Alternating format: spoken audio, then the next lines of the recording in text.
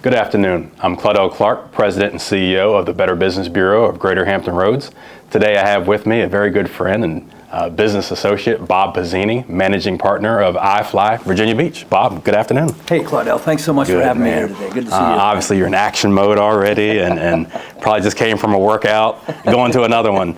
But I just had so much admiration for your accredited business status with us, and then obviously your operation at iFly.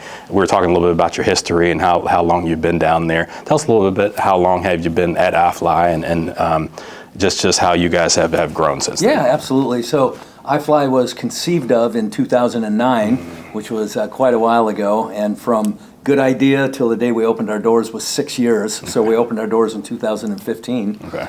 January of this year, we had our 10th birthday party. Okay. So it was a fun event.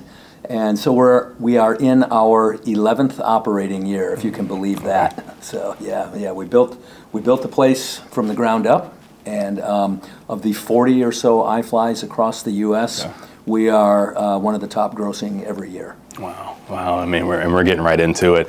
You know, obviously, as we talk, the Coach's Corner brings parallels between coaching and business. And you're trying to grow a team, recruit a team, retain a team, and get them to be at their best. You talked about the performance of the organization. You know, that's what we do here at the BBB, and that's what the purpose of this is. I'm a former coach, you're a former athlete, and we just want to talk about the parallels between the two. You talked about already the planning period.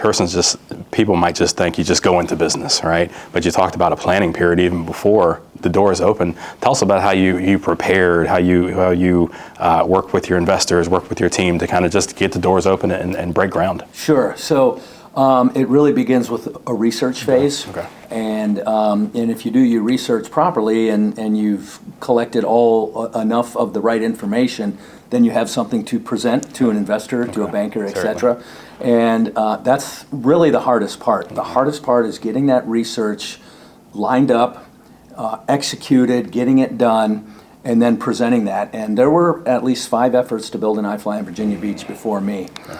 And I contacted either the individual or the group of people, and really they all just ran out of gas. You know, you're looking for an investor or investors. You're looking for a bank. You know, you're looking for backing for the project, and you have to present a rock solid case.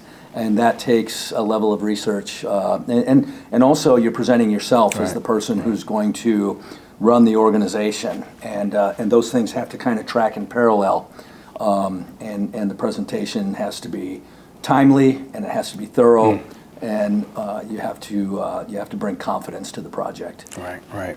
So you're able to get that done and get the doors open. How did you go about recruiting a team to operate an organization of that magnitude? Sure. So as you know, I served in Navy Special Operations for 26 years, and so a lot of what I brought to the project came from what I learned and what I lived during my military career. And part of that was establishing relationships with people along the way, who I called on down the road and said, hey, remember me? Remember that discussion we had 3 years ago about a potential iFly Virginia Beach?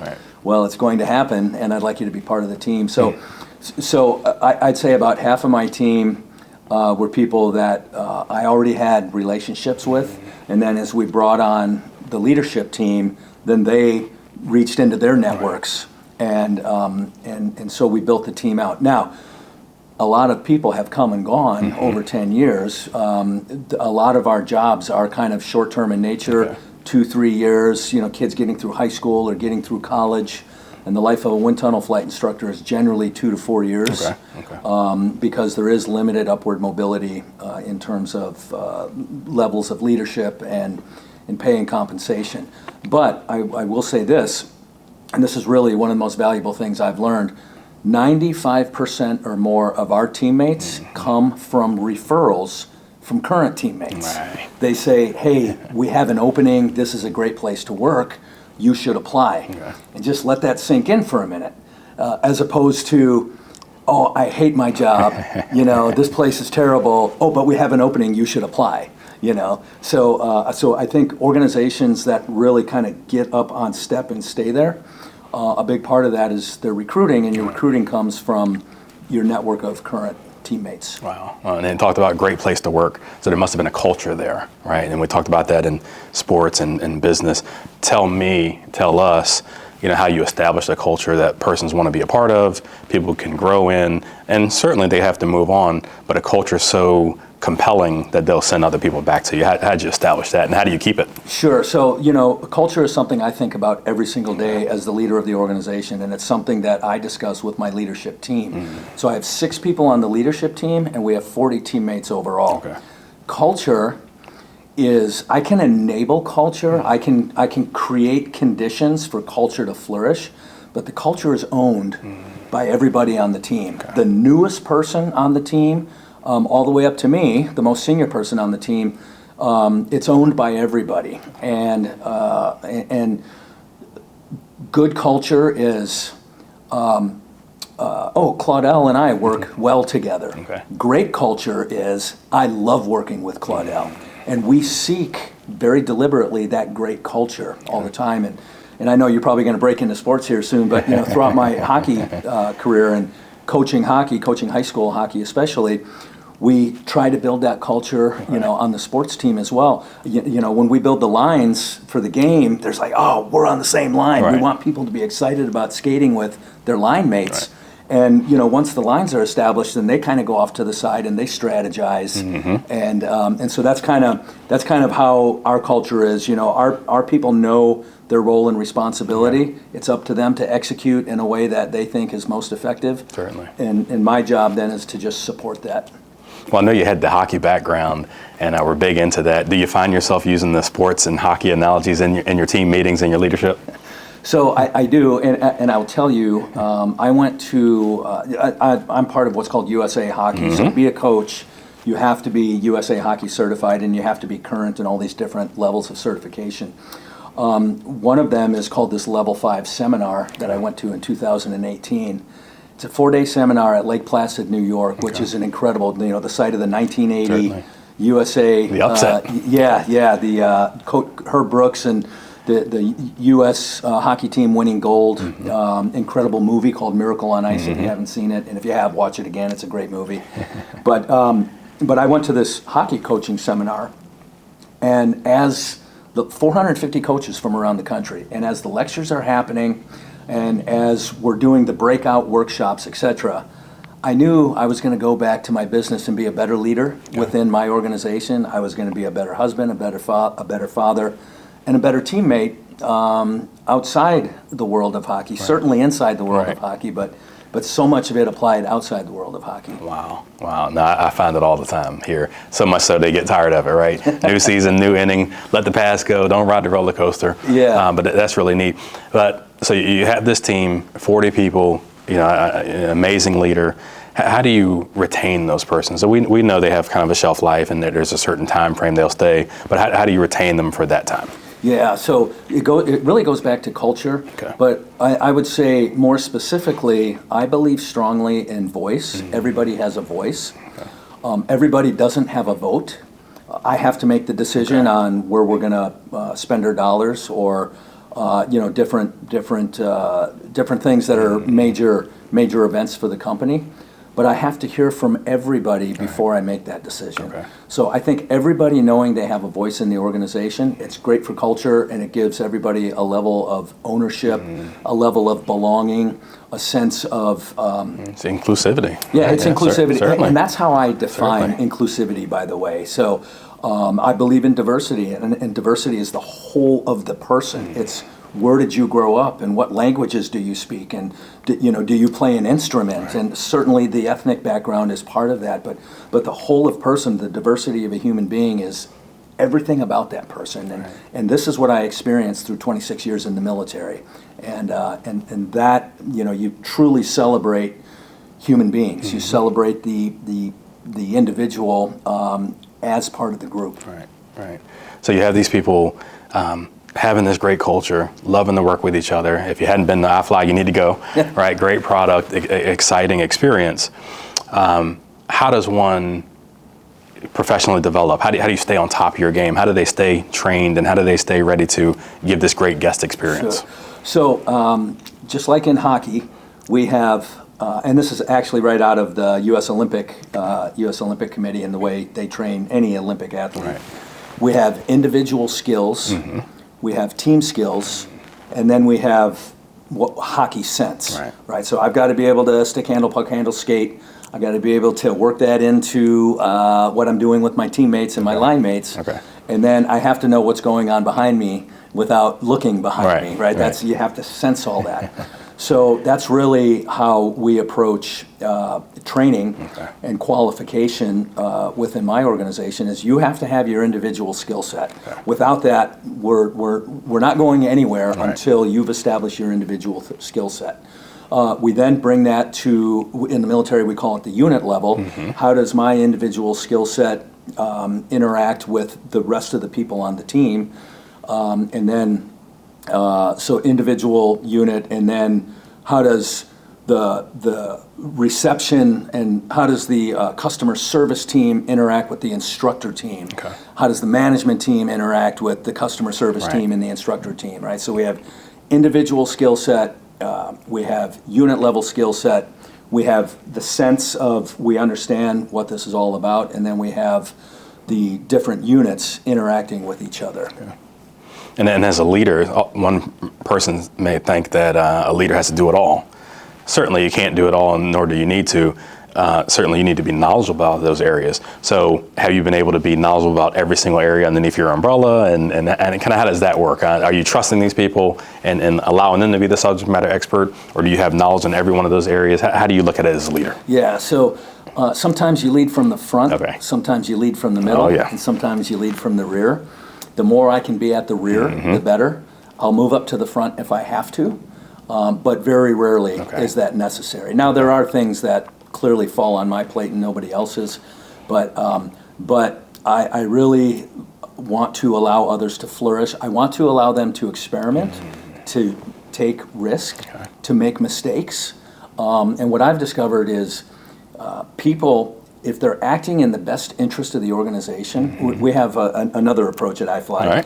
Everything we do, number one, is in the best interest of the organization. Number two, it's in the best interest of your teammates. And that self-interest comes after that. There's certainly nothing wrong with self-interest, but it's not the priority. And when people act in that fashion, even if they make a mistake, even an egregious mistake, it's really easy to get beyond that mistake if they were acting in the best interest of the organization and the team, and the team, and again, that's ownership. You know, that sense of ownership, and again, from my military days, I certainly made mistakes as a young leader and somebody who was being led, and rather than get fired or receive some severe discipline, you get picked up, you get dusted off, and that leader puts his arm around you and says, "Do you understand what you did wrong? Now get out there and do it again." And some people call it I've got your back leadership. But when you know that your leadership supports you rather than threatens you, it's much easier to execute and build confidence. Absolutely in that leader. So we talked about the team and the great culture you guys have in a major organization, but the president, CEO, managing partner has to bring a certain energy, right? You talked about 10 years, that's a long time. How do you bring it every season, every quarter, every day, every meeting? Obviously, tremendous energy was just kind of exuding right here, and we see you on social media and doing different things and having this great energy. How does Bob bring this energy on a daily basis to keep that culture going? Yeah, well, I love this, and I think this is probably the most important and relevant part of this discussion, and it's health and wellness. I give keynotes around the country. And my signature keynote is the health and wellness of leaders and teams. And I enable health and wellness. I model health and wellness. I have deliberate discussions with people on my team. Just, you've got your bottle of water right there. Something as simple as knowing how much water you should consume on a daily basis. And most people don't know that. And even for those of us that do know that, then how much water do you actually consume? If you're not metering it, you don't know. And most people are in a state of dehydration. So, and if you don't mind me asking, how much is that? I drank 3 bottles a day. I'm doing well with my water. Excuse, we'll just take a little break. Like, how much is that? Sure. So half of your body weight in pounds is how many ounces you should consume per day. I weigh 180 pounds. I should drink 90 ounces of water every day. Wow. Now, I have a 32-ounce Nalgene water bottle. Okay, so that's about 3 of those. 3 of those, exactly. Wow. Now, do I hit that every day? No, but I try. Okay. And just, if you're dehydrated, you're 1 or 2 or 3% off of your A game. There's something else called executive function. It's the communication between the brain and the heart that allows you to see things clearly, to hear things clearly, and to analyze and reason. Right. And if I'm 1 or 2 or 3% dehydrated or more, my executive functioning is negatively impacted. Have you ever had one of those moments where you go, what was I thinking? Why did I say that? Why did I do that? Yeah, and this is how you reduce or eliminate those little things that kind of set you back from time to time. Right. So health and wellness, so hydration. Thank you for that. Yeah, absolutely. And then 16 ounces when you wake up in the morning, first thing. Okay. No orange juice, no fruit juice. You can have that after. Right. But have the water first, because we all think, I need my coffee to wake up and get my. No, you need water. And this is the way the human body was programmed, because the cavemen didn't have coffee, right? They had sunlight and they had water. And that's the way the body is programmed to wake up. So 30 to 60 minutes, have that water first thing, and 30 to 60 minutes after awakening. Wow. You are now in what's called a peak state, and you're moving forward. Okay. So that awareness of health and wellness and enabling that for my team, we have a small little workout station on the 3rd floor at iFly. I buy rec center memberships. Virginia Beach has incredible rec centers, so anybody who wants a rec center membership, I provide that. Encourage people to participate in 5Ks, and I had some teammates run a half marathon, and I sponsored the whole thing. I said, you just have to wear an iFly t-shirt. Right. And I sponsored the whole thing. That's part of that culture, though. It's part of that confidence and part of that support. For sure. And we also, to be an instructor at iFly, there's a fitness test you have to take, and it's fairly strenuous. Wow. And to be in Navy Special Operations, you have to take these very strenuous fitness tests throughout one's career, and there's a reason for that, and I've seen it work. Those who don't want to maintain a certain standard of fitness, there's a lack of discipline there. Right. That transfers to other things. Exactly right. Wow. Exactly right. So, these are just great tips, great nuggets. Yeah. So health and wellness. This stuff is in a book that I wrote, by the way, called Elevate Your Leadership. Okay. I've seen that. I've seen that. So part 2 of the book is all about health and wellness, and I break it down into six very specific things: rest, hydration, nutrition, exercise, brain and heart link, and lifelong learning. And those are 6 things I focus on, number 1, for myself every day. Then I try and enable that for those in my my sphere of influence. Certainly. In settings like this show serving as a resource, the BBB, so many times you talk about professional development, you just think leadership philosophy, style, tough conversations, conflict. Very rarely, admittedly, do you talk about physical fitness or diet or taking care of the body. So that's so interesting that you brought that up, and hopefully persons who are listening can kind of take that as for young leaders and leaders alike to help themselves, myself included. You feel like you're in good shape, or you feel like you're maintaining a body, but you can do more. And that when you think back on those decisions, so you think back on some lapses you might have, you think back like, man, maybe if the focus was there, or if the health and hydration was there, would I have been a little bit more sharp or aware, on your A game. A little bit more focused. Yeah. You want to be on your A game, and if I'm not on my A game, I'll try and delay a decision. Okay. Go sleep on it. If I'm not on my A game, maybe I'm gonna go home earlier. I'm not gonna. Now I have the luxury of that, but maybe today's not a good day for me to be in front of a lot of people. Right. If you're not on your A game, recognize that and do something that doesn't require the best of you to be there. And I say health and wellness because wellness is the other part of that, and that's really mental wellness. We all have lives. We all have things that happen in our lives. A parent who might be in failing health, or a family member who's struggling in some capacity, and these are things that take your mind away from doing your job. Certainly. And leaders should recognize that and work with that person to find resolution, rather than put them on some kind of improvement plan or something. Or just some sort of discipline. Right? Yeah, right. Because there's always more going on than what we and people don't want to necessarily share all that. But what I've discovered is most issues that people have, they can be resolved or significantly reduced by just discussing it directly, Okay.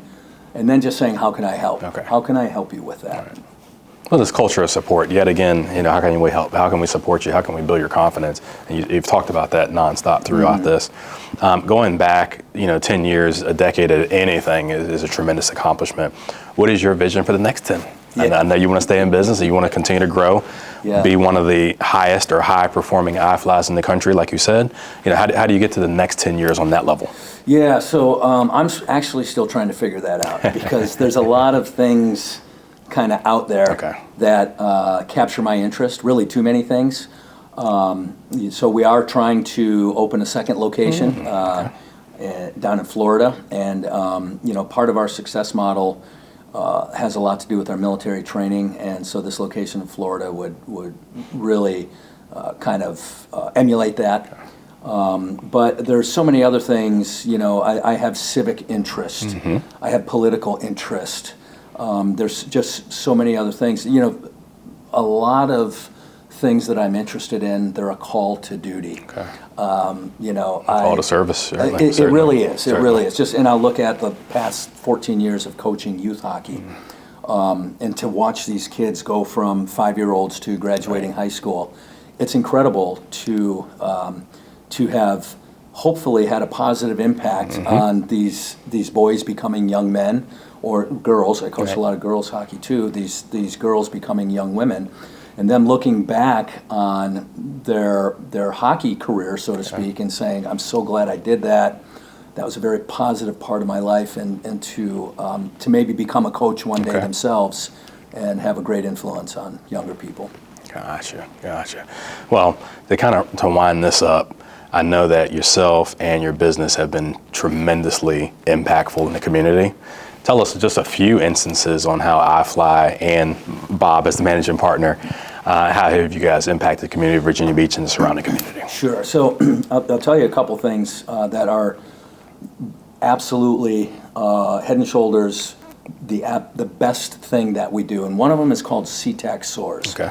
So SeaTac Elementary School is about 4 miles from iFly, and it's a Title I Achievable Dream Academy.